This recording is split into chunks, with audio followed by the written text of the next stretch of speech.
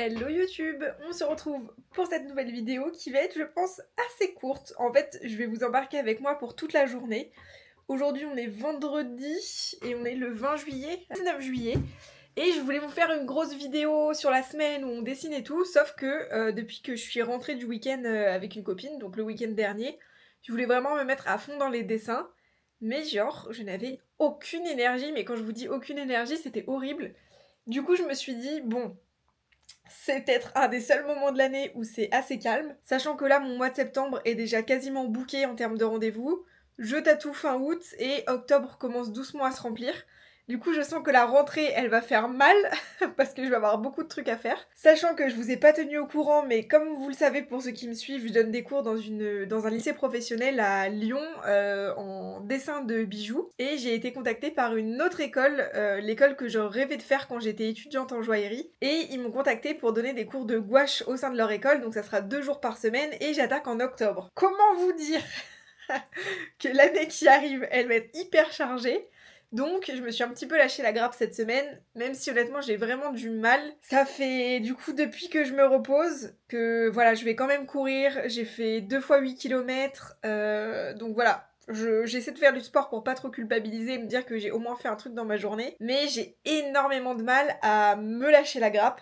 C'est-à-dire que là, pendant que je chillais, je faisais des trucs pour moi, je regardais des séries et tout, en fait, j'avais des pensées incessantes qui arrêtaient pas de revenir en mode purée, mais pourquoi tu te reposes? Là, tu pourrais être en train de dessiner, tu pourrais être en train de t'avancer, faire des nouveaux flashs, faire ci, faire ça, travailler Instagram, travailler ta com, et en fait, c'est horrible. J'ai énormément de mal à me dire lâche prise en fait, et t'as le droit de te reposer. En fait, je sais pas comment vous expliquer, comme j'ai la sensation d'avoir un métier hyper privilégié, même si vous le voyez, c'est énormément de travail, et du coup je culpabilise quand je travaille pas parce que je me dis en fait t'as pas le droit de te reposer puisque tu fais quelque chose que t'aimes et qui est cool alors que c'est débile, je sais pas comment vous expliquer. Consciemment je sais que c'est débile de penser comme ça parce que je travaille énormément et en fait je travaille beaucoup plus que si j'étais en CDI 35 heures. Mais pour autant j'ai quand même du mal à me laisser tranquille et à me dire c'est bon t'as le droit de te reposer genre une semaine dans l'année. C'est débile mais bon bref. Du coup j'ai lâché prise donc je me suis reposée tout le début de semaine. Et aujourd'hui, vendredi, là ça y est, l'énergie commence à revenir petit à petit.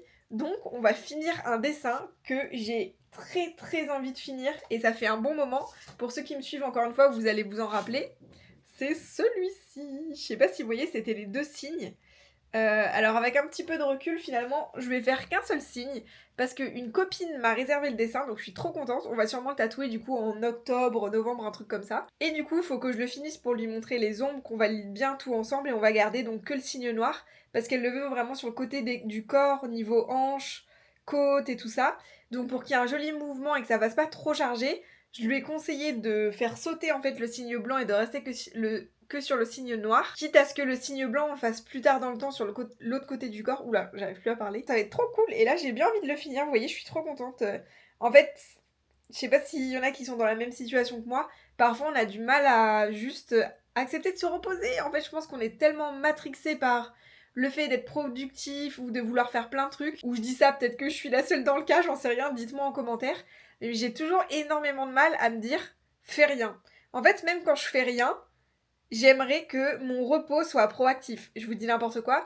Même si je fais rien, je vais me dire, faut que je fasse au moins du sport. Faut au moins que, je sais pas moi, je range mes vêtements ou que je range un élément dans la maison pour que tout soit clean et tout. En fait, j'ai toujours envie de rentabiliser mon temps et je pense que c'est à la fois une force et à la fois en fait faut que j'arrête parce que c'est ça qui me mène au burn-out et tout ça. J'en ai déjà fait un et j'ai absolument pas envie de revivre ça. C'est hyper dur, c'est fou parce que vraiment, même si mentalement et cognitivement parlant, je sais que c'est débile de penser comme ça, c'est des pensées qui me rattrapent et c'est des pensées qui me martèlent, et dès que je me repose, je suis en mode mais non, tu pourrais faire ci, tu pourrais peindre, tu pourrais faire ça, tu pourrais faire des croquis, tu pourrais faire des cours de dessin, et en fait je suis en mode non, vas-y, fais rien, putain.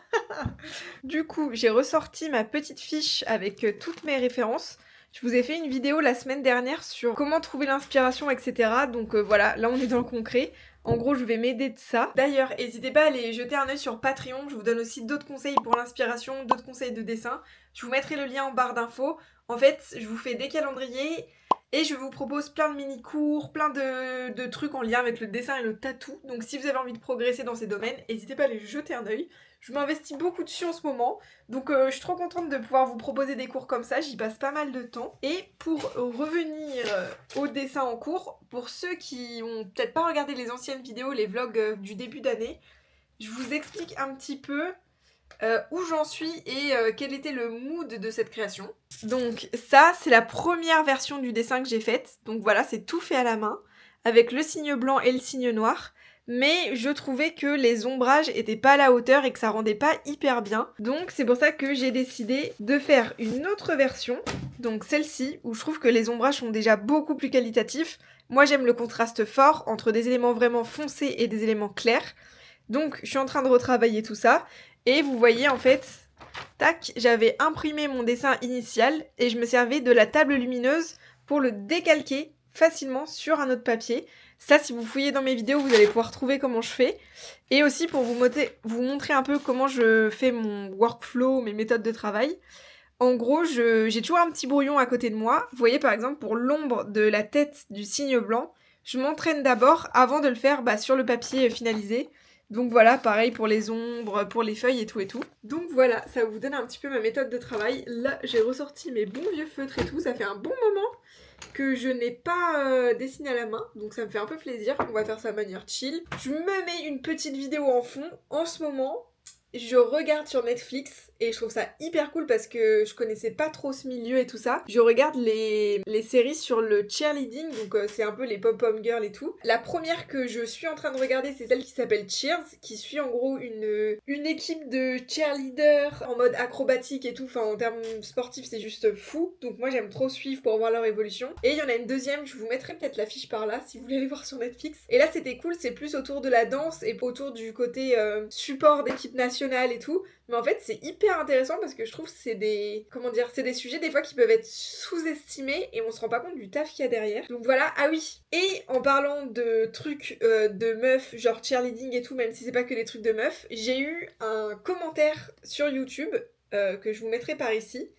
Et du coup, je voulais vraiment apporter une réponse à cette personne. Donc avant-hier ou avant-avant-hier, je sais plus, quand j'avais un peu d'énergie, je voulais vous tourner une vidéo et j'avais commencé en vous parlant un petit peu de ce que j'ai pensé du commentaire de cette personne et pour vous donner un peu mon avis par rapport autant au monde du tatou que un peu à la vision qu'on peut avoir de ce qui touche au féminin.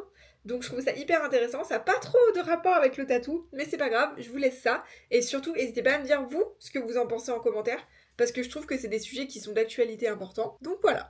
Je voulais parler avec vous d'un commentaire que j'ai reçu justement sous la dernière vidéo. Je pense que ça peut être un sujet qui est intéressant parce que c'est un sujet bien sûr qui me parle beaucoup et qui me touche beaucoup, même si j'en parle pas sur cette chaîne parce que elle est plus destinée au côté artistique, dessin et tout. Du coup, cette personne m'a dit que en gros, dans les grandes lignes, ça l'agaçait un petit peu quand je crois je parlais peut-être de mon bras ou de mon style de tatou qui était assez féminin. Et du coup, apparemment, ça l'a un petit peu irritée dans le sens où elle avait la sensation que en gros, je vais peser mes mots, mais je rabaissais le style féminin à simplement des fleurs ou des fine lines.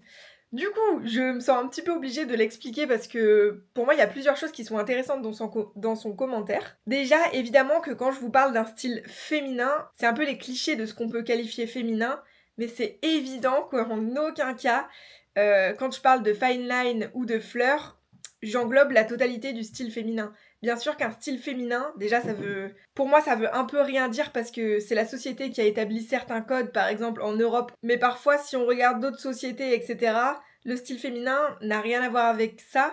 Je sais pas, je vous donne des exemples bidons, mais vous prenez tout ce qui est symbolique de la chrysanthème en France, ça va tourner vraiment autour de la mort, etc. Alors que vous prenez la symbolique d'un chrysanthème au Japon, c'est plutôt autour de la vie, du soleil, du bonheur, donc tout ça pour dire qu'il y a aussi des critères qui sont définis en fait par la société. Donc c'est vrai que quand là, je vous dis style féminin en parlant de mon bras ou de mon style de tatouage, bien sûr, je prends un raccourci pour définir quelque chose, mais en aucun cas, je dis que la féminité, c'est seulement ça. Donc déjà, c'est la première chose que je tenais à dire parce que ça me semble important. Et la deuxième chose, c'est que dans ce commentaire, la personne disait que voilà, ça semblait un petit peu l'agacer, qu'on rabaisse, je le mets entre gros guillemets, vous allez comprendre pourquoi, le style féminin a seulement de la fine line, seulement des fleurs.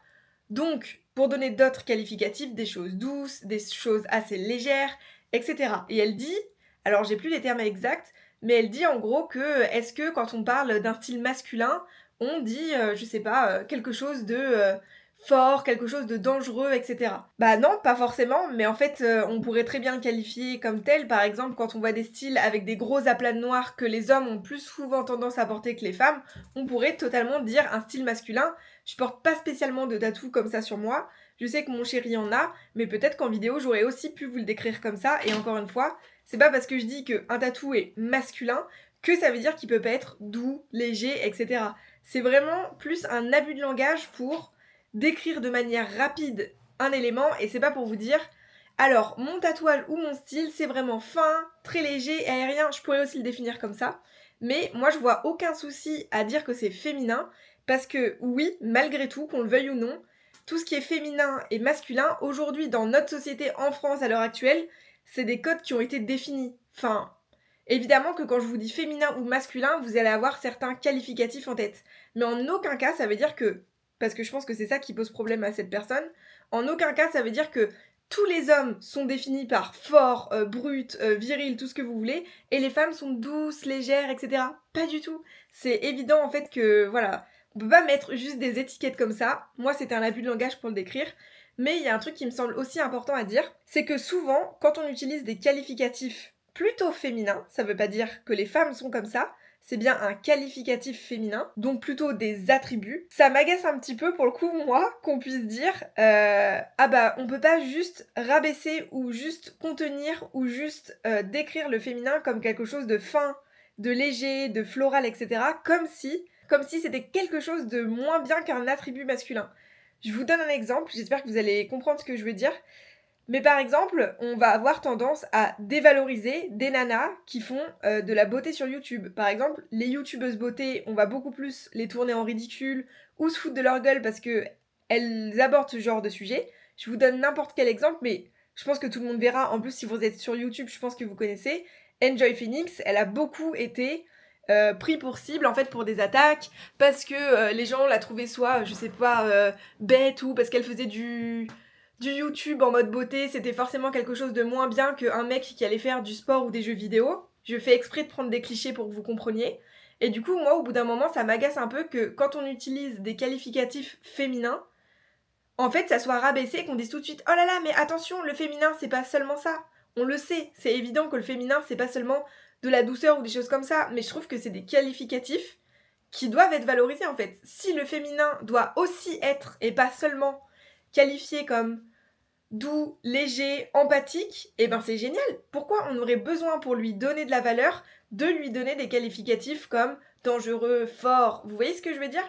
En fait, bien sûr, qualificatif féminin ne veut pas dire que ça décrit toutes les femmes. Évidemment que non, et que ça ne définit pas les femmes en général.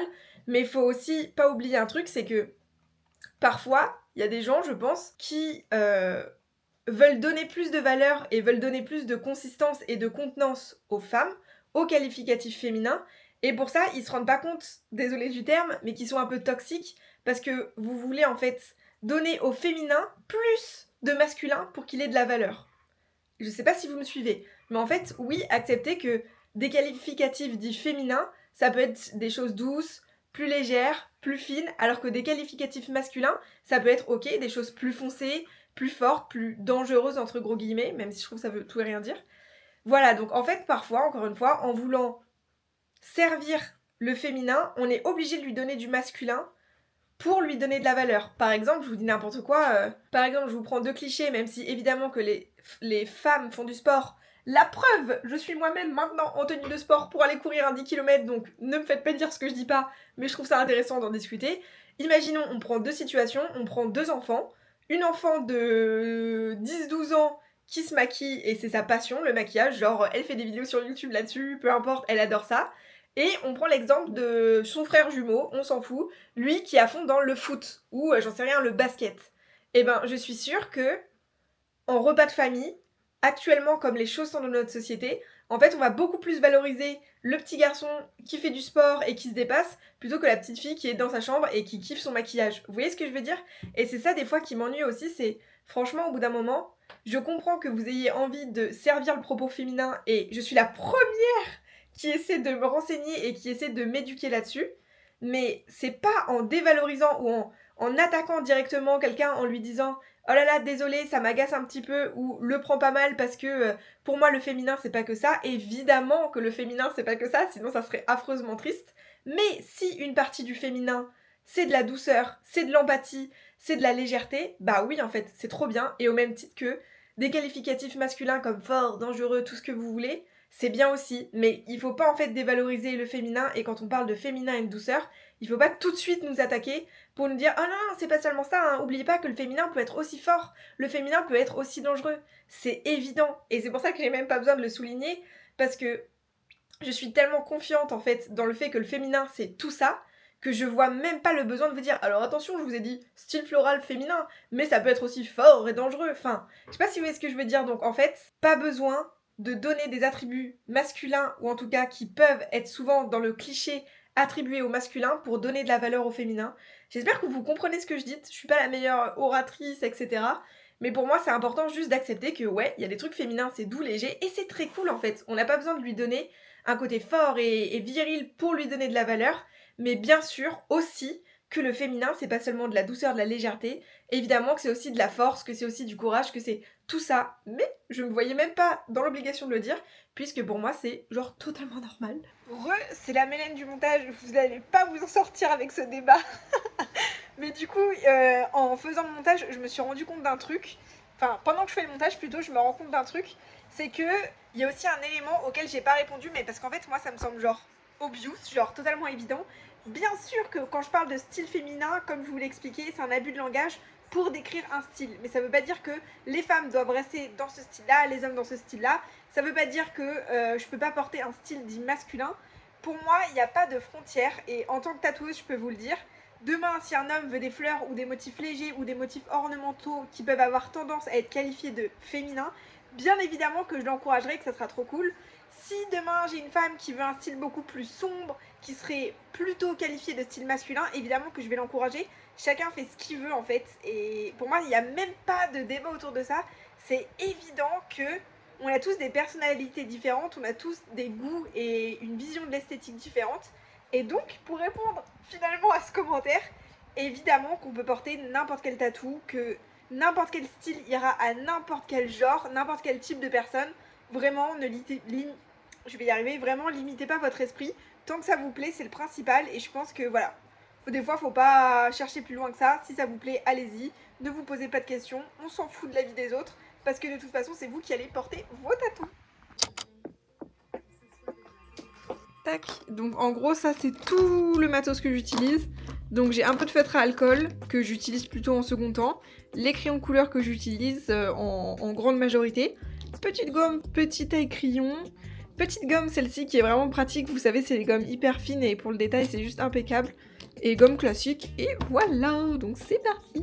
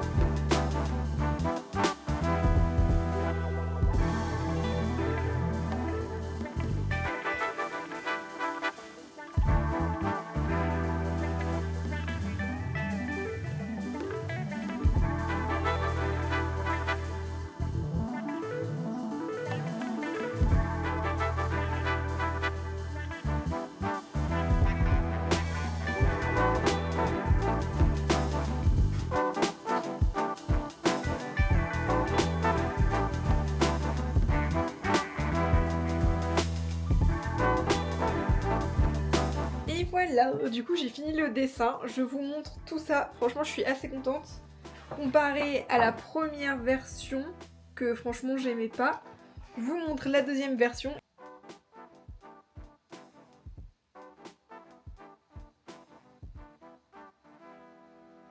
Donc voilà, je suis contente même si à la vidéo ça rend un petit peu plus clair que ce que c'est en réalité.